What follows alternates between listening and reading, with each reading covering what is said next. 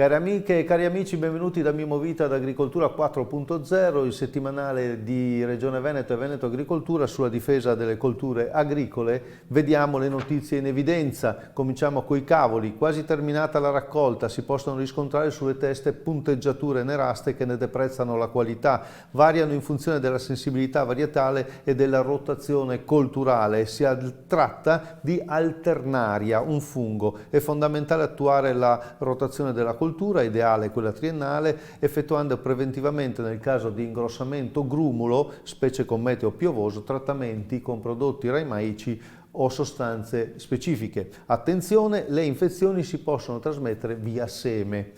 Lattuga in serra, limitate infezioni fungine da sclerotinia o botrite che causano marciume basale. Intervenire con prodotti specifici, importante arieggiare le serre e i tunnel nelle ore più calde o umide della giornata. Operazione indispensabile durante le irrigazioni che favoriscono la formazione di foschie interne nelle ore più calde. Cereali autunno-vernini. Terminate le semine, necessarie ora le operazioni di manutenzione della rete di scolo.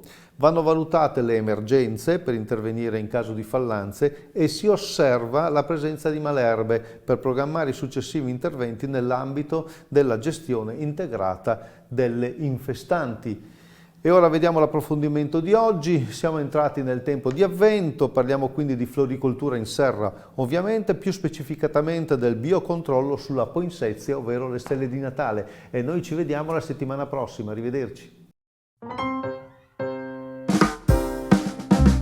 Una distesa rossa, ma anche screziata, gialla o bianca di stelle di Natale. Piante cresciute con la tecnica del biocontrollo, accantonata la chimica, a fare pulizia degli insetti che le attaccano è un insetto. In questo caso si parla di difesa con controllo biologico dei principali fitofagi, cioè insetti nocivi della stella di Natale. In questa boccetta era contenuto, perché è stato distribuito, un piccolo imenotoro che va a parassitizzare la mosca bianca, che è il principale fitofago della stella di Natale. Facendo così si riesce ad avere una serra sostanzialmente libera da insetticidi e quindi più salutare anche per gli operatori che ci vivono tutti i giorni, e questo si traduce comunque anche su una qualità superiore della stella di Natale, perché è una pianta più tranquilla, ha una foglia meno stressata da trattamenti e quindi c'è anche una maggiore resistenza per quanto riguarda gli sbalzi termici che si potranno avere nelle case domestiche.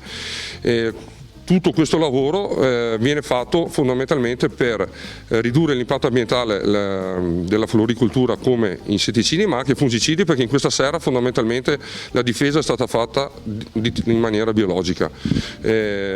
Possiamo quasi dire che è un residuo zero, nel senso che l'unica cosa di chimica che è stata data è la concimazione, che al momento non può essere sostituita da concimi biologici. Questa tecnica del biocontrollo, abbiamo una pianta più sana, una pianta meno stressata, e questa è la domanda del consumatore tipo, una pianta che dura di più, perché le stelle di Natale tanto sono belle, tanto sono colorate, però hanno una durata limitata.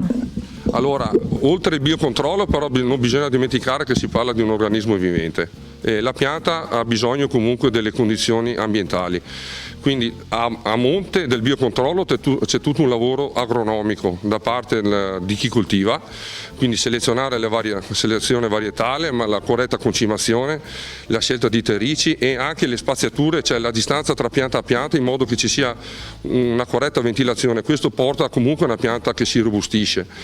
È chiaro dopo che la riduzione dell'apporto di sostanze chimiche sulla foglia comporta ad avere una foglia più elastica, più riposata, mettiamola così, e anche a livello radicale si utilizzano microrganismi antagonisti per preservare l'apparato radicale e contrastare funghi patogeni. Tutto questo insieme porta a una pianta più resistente anche agli stress, fondamentalmente.